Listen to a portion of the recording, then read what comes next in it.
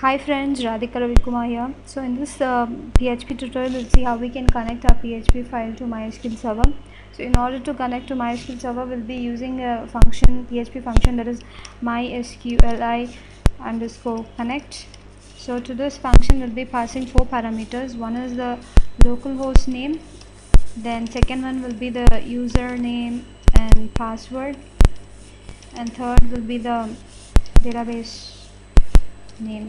Okay, so the username and password is the one, it's an SQL MySQL username and password. So if you're not able to find out like what is the username and password, then I recommend you to go to this where you have installed your XAMPP. When you go into the XAMPP folder, you'll be having a file known as password.txt, right? You can see this here. So once you open that, you can see the XAMPP default passwords here. So my password, default MySQL username is root and password is root. So in the same way, you would have got your default XAMPP passwords, for MySQL. So you can get your, values from there. Okay. So let me give my values for my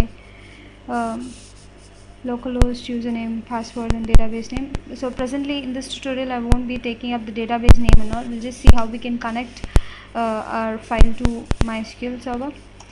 So the first one is localhost. So I'll just create a variable called local and I'll give my value as localhost. So this can be localhost or else the IP address also. So next one is the username. Username is root, as we saw. Then password, so my password is root.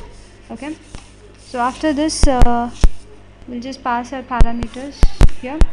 So we'll say $local, then $username, then last one is $pass.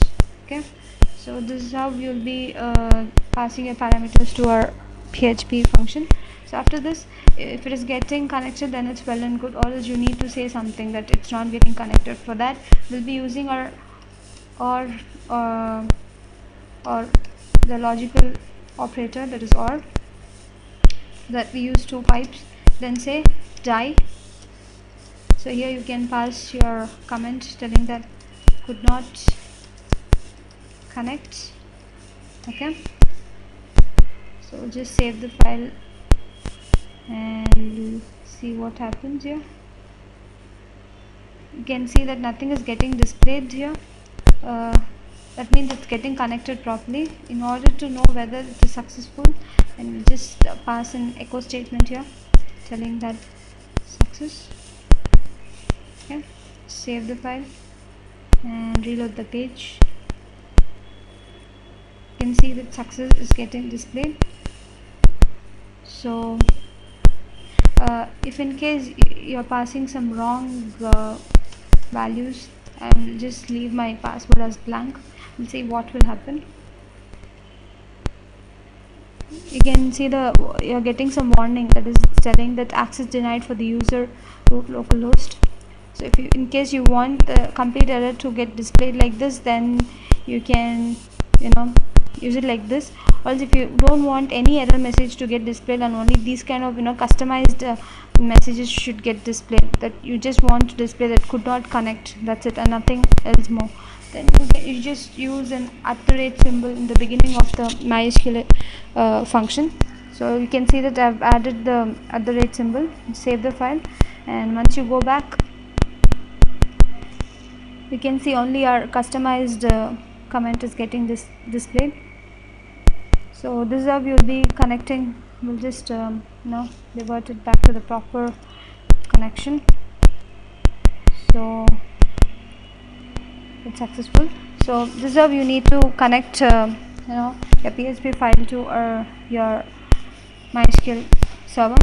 So in the next tutorial, we'll see how we can connect to the database and how we can write queries and use those things in our advanced PHP. So thank you for watching, and keep watching my upcoming tutorial.